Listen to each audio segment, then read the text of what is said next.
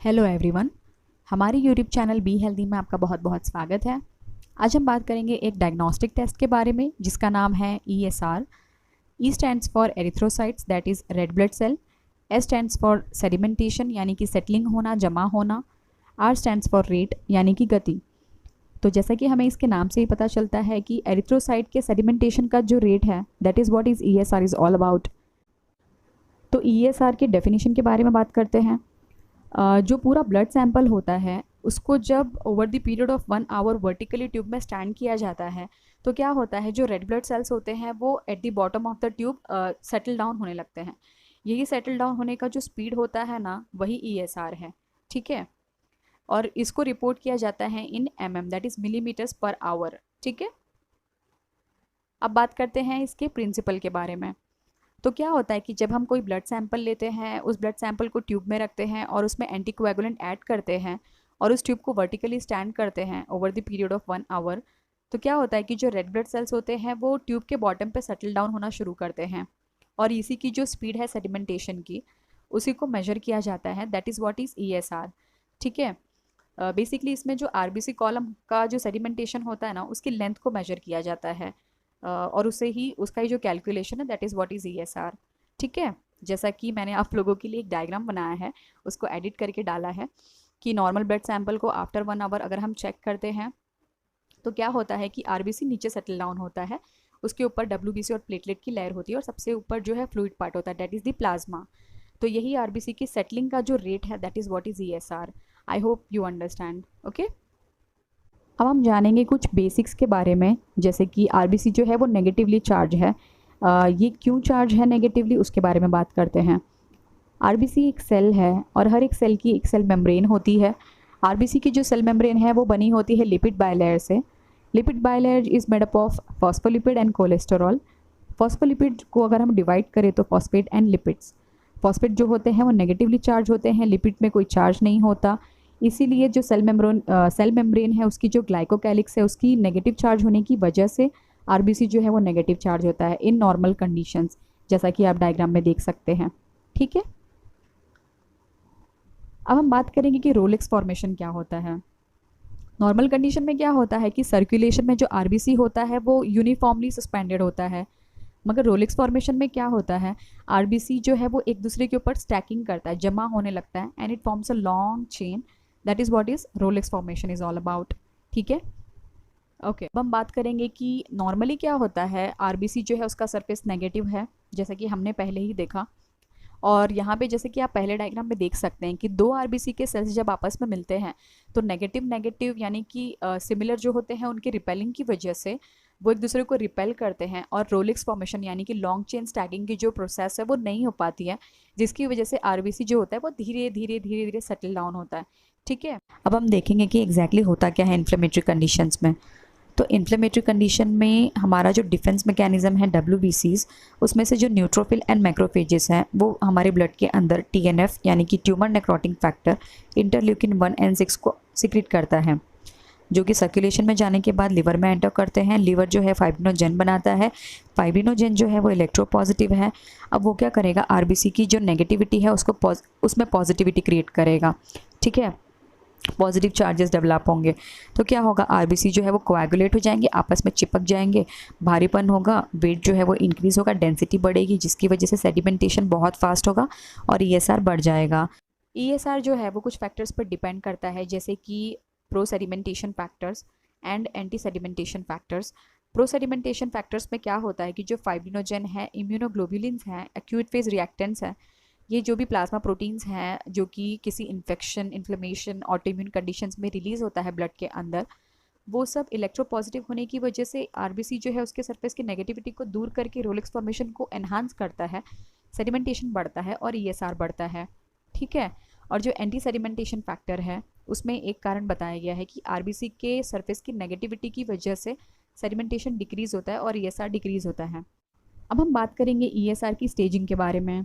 ESR में 3 stages होती हैं। फर्स्ट इज़ रोलेक्स फॉर्मेशन, जिसमें कि RBC एक दूसरे के ऊपर स्टैक होते हैं, जमा होते हैं, पाइलिंग होती है और लॉन्ग चेन फॉर्म होती है। ये 10 मिनट की प्रोसेस होती है। सेकेंड इज सेडिमेंटेशन या फिर settling stage. This is the actual phase of falling of RBC, जो कि 40 मिनट की होती है। उसके बाद में पैकिंग स्टेज होता है जिसमें कि सेडिमेंटेशन धीरे धीरे स्लो हो जाता है और सेल्स जो होते हैं वो ट्यूब के बॉटम पे पैक होना शुरू हो जाते हैं। ये भी 10 मिनट का स्टेज होता है। अब हम बात करेंगे ESR की नॉर्मल वैल्यूज़ के बारे में। तो फीमेल्स जो कि 50 साल से कम हैं उनमें ESR 0 से 20 के बीच में होता है। मेंस जो कि 50 ईयर से कम है उनमें ESR 0 से 15 के बीच में मिलता है। वुमेंस जो कि 50 साल से ऊपर है उनमें ESR 0 से 30 के बीच में मिलता है। और मेंस जो कि 50 साल से ज़्यादा है उनमें ESR 0 से 20 के बीच में मिलता है। चिल्ड्रंस पे ESR 0 से 10 के बीच में मिलता है। ओके, अब हम बात करेंगे फैक्टर्स अफेक्टिंग ESR के बारे में, जिसमें कि पहला है physiological factors and the first point is plasma factors. तो बॉडी में जब कोई इन्फेक्शन है, इन्फ्लेमेशन है एंड ऑटोइम्यून कंडीशन है तो उस टाइम पे क्या होता है कि कुछ प्लाज्मा प्रोटीन्स ब्लड में सिक्रीट होते हैं, जैसे कि फाइब्रिनोजेन, इम्यूनोग्लोबुलिन्स या फिर एक्यूट फेज रिएक्टेंट्स। तो ये इलेक्ट्रोपॉजिटिव होते हैं जो कि आरबीसी के सरफेस की इलेक्ट्रोनेगेटिविटी को डिक्रीज करते हैं। ठीक है, रोलेक्स फॉर्मेशन होता है, सेडिमेंटेशन बढ़ती है और ESR बढ़ता है। और अगर आरबीसी का नंबर कम है तो नेगेटिव चार्जेस कम होंगे, रिपल्शन फोर्स कम होगा, सेडिमेंटेशन फास्ट होगा, ESR बढ़ जाएगा। और अगर साइज़ की बात करें तो अगर माइक्रोसाइटोसिस है यानी कि सेल्स जो हैं वो छोटे हैं साइज़ में, तो सेडिमेंटेशन रेट बहुत धीरे धीरे होगा, ESR डिक्रीज़ हो जाएगा। और अगर माइक्रोसाइटोसिस है यानी कि सेल्स जो है साइज़ में बड़े हैं तो फटाफट सेडिमेंटेशन होगा और ESR बढ़ जाएगा। और अगर शेप की बात करें तो एबनॉर्मल शेपिंग्स जैसे कि सिकल सेल एनीमिया हो गया, तो इसमें सेडिमेंटेशन स्लो होता है जिसकी वजह से ESR जो है वो डिक्रीज़ होता है। अब है रोलेक्स फॉर्मेशन। तो रोलेक्स फॉर्मेशन में क्या है कि आरबीसीज जो होते हैं वो एक दूसरे के ऊपर स्टैकिंग करते हैं एंड एक लॉन्ग चेन फॉर्म करते हैं। ठीक है, तो सेडिमेंटेशन फास्ट होता है बिकॉज ऑफ द डेंसिटी, मतलब हैवी हो जाता है ना, तो वो नीचे सेटल डाउन होता है फास्ट। तो क्या होता है कि ऐसी कोई भी प्रोसेस जो कि रोलेक्स फॉर्मेशन को एनहांस करने वाली है, बढ़ाने वाली है, वो सेडिमेंटेशन को इंक्रीज करेगा। Ultimately it will lead to increase in the ESR। ठीक है, अब अगर एज के बारे में बात करें तो एज में क्या होता है कि जो बच्चू होता है उसमें ESR कम होता है, ग्रेजुअली इंक्रीज होता है अडल्टहुड में, एंड एल्डरली ये बहुत ज़्यादा होता है। और अगर सेक्सुअली बात करें तो वुमेन जो होती हैं, जो फीमेल्स होती हैं, उनमें एनीमिक कंडीशन की वजह से या फिर मेंस्ट्रुएशन की वजह से जो हीमोग्लोबिन है, आरबीसी है, वो कम होता है, जिसकी वजह से नेगेटिव चार्जेस थोड़े कम होते हैं, रिपल्सिव फोर्स कम होता है, यानी कि सेडिमेंटेशन फास्ट होगा और ESR ज़्यादा मिलेगा as compare to man. This is the reason for it. और प्रेगनेंसी जो कि एक नॉर्मल कंडीशन है उसमें क्या होता है कि जो ब्लीडिंग है उसको अवॉइड करने के लिए कुछ क्लॉटिंग फैक्टर्स जो है बॉडी में रिलीज़ होते हैं, फाइब्रिनोजेन रिलीज़ होता है, जिसकी वजह से क्या होता है कि सेडिमेंटेशन रेट जो है ना वो इंक्रीज़ हो जाएगा। ठीक है, और सेडिमेंटेशन रेट इंक्रीज़ होने की वजह से ESR बढ़ जाता है। फिर अगर हम मेंस्ट्रुएशन की बात करें तो मेंस्ट्रुएशन में भी सेम वही कॉज है कि HbRBC कम होता है, जिसकी वजह से सेडिमेंटेशन रेट जो है वो फास्ट हो जाएगा और ESR बढ़ जाएगा। अब हम बात करेंगे कुछ ऐसी क्लिनिकल कंडीशंस के बारे में जिसमें ESR हमें बढ़ा हुआ देखने को मिलता है, जैसे कि first one is inflammatory disease. इसमें क्या होता है, inflammatory disease such as rheumatoid arthritis हुआ या फिर सिस्टमिक लूपस एरिथ्रोमैटिस हुआ। इसमें क्या होता है कि इन्फ्लेमेटरी एंजाइम्स या फिर फैक्टर्स बॉडी में रिलीज़ होते हैं, लिवर में जाने के बाद फाइब्रिनोजेन रिलीज़ होता है और आगे चल के वो आरबीसी के सरफेस की इलेक्ट्रोनेगेटिविटी को पॉजिटिविटी में कन्वर्ट करता है, रोलेक्स फॉर्मेशन होता है, सेडिमेंटेशन जो रेट है वो बढ़ जाती है, ESR बढ़ जाता है। सेकेंड है इन्फेक्शन। इन्फेक्शन में भी सेम होता है, फाइब्रिनोजेन रिलीज़ होगा, IgG लेवल बढ़ जाता है, जिसकी वजह से सेडिमेंटेशन फास्ट होता है और ESR बढ़ता है। एनीमिया में क्या होता है, एनीमिया में आरबीसी और हीमोग्लोबिन कम होंगे, जो चार्जेस है नेगेटिव चार्जेस वो कम होगा, रिपल्सिव फोर्स कम होगा, सेडिमेंटेशन बढ़ेगा, ESR बढ़ जाता है। मैक्रोसाइटोसिस के बारे में भी हमने बात कर ली, अगर सेल्स जो हैं बड़े हैं, सेडिमेंटेशन फास्ट होगा जिसकी वजह से ESR बढ़ा हुआ देखने को मिलेगा। प्रेगनेंसी में के बारे में भी हमने बात की कि प्रेगनेंसी में जो है ब्लीडिंग को अवॉइड करने के लिए कुछ क्लॉटिंग फैक्टर्स और फाइब्रिनोजेन जो है वो रिलीज़ होता है, जिसकी वजह से ESR बढ़ा हुआ देखने को मिलता है। फिर मल्टीपल माइलोमा। तो इस कंडीशन में क्या होता है कि मल्टीपल माइलोमा या फिर जो अदर मैलिग्नेंसी की कंडीशन है उसमें क्या होता है ना कि IgG लेवल जो है बॉडी में बढ़ा हुआ देखने को मिलता है, इम्यूनोग्लोबुलिन, जिसकी वजह से आरबीसी के सरफेस की नेगेटिविटी को कन्वर्ट करता है पॉजिटिविटी में, Rolex formation, sedimentation rate increase होता है, ESR बढ़ा हुआ देखने को मिलता है। ठीक है, और बाकी की ऑटोइम्यून कंडीशन में भी सेम चीज़ होती है। सो ये सारी कंडीशंस थी जिसमें कि ESR बढ़ा हुआ देखने को मिलता है। अब हम बात करेंगे कुछ ऐसी क्लिनिकल कंडीशंस के बारे में जिसमें हमें ESR कम देखने को मिलता है, जैसे कि फर्स्ट है हाइपर विस्कोसिटी सिंड्रोम। तो ऐसी कोई भी कंडीशन जो कि ब्लड की विस्कोसिटी को बढ़ाने वाली है, उसमें सेडिमेंटेशन कम होगा, धीरे धीरे होगा और ESR डिक्रीज होगा। जो सेकंड कंडीशन है दैट इज़ हाइपोफाइब्रोजेनेमिया, यानी कि ब्लड के अंदर फाइब्रिनोजन का लेवल कम हो जाना। तो क्या होगा, अगर फाइब्रिनोजन यानी कि पॉजिटिव चार्जेस कम हो जाएंगे तो वो आरबीसी के नेगेटिव चार्जेस को कन्वर्ट नहीं कर पाएंगे, रोलेक्स फॉर्मेशन नहीं होगा, सेडिमेंटेशन स्लो होगा, ESR स्लो होगा यानी कि कम होगा। ठीक है। अब पॉलीसाइथेमिया वेरा की कंडीशन में क्या होता है कि आरबीसी जो है उनका नंबर बहुत ज़्यादा होता है, तो ज़्यादा नेगेटिव चार्जेस, ज़्यादा रिपल्शन, सेडिमेंटेशन कम होता है, ESR कम होता है। फिर आता है सीवियर ल्यूकोसाइटोसिस, यानी कि WBCs के काउंट बढ़ जाना, तो इसमें भी सेम कंडीशन होने वाली है। अब बात करते हैं आरबीसीज के एबनॉर्मेलिटीज़, जैसे कि माइक्रोसाइटोसिस, सेल की साइज़ कम है, सेडिमेंटेशन स्लो है, ESR कम होगा। स्पेरोसाइटोसिस में भी सेम ही होता है। और सिकल सेल एनीमिया, इसमें एबनॉर्मल शेपिंग की वजह से सेडिमेंटेशन स्लो होता है और ESR कम होता है। ठीक है। तो ये सारी कंडीशंस में यही होगा कि अल्टीमेटली जो अपना ESR है वो कम होता है।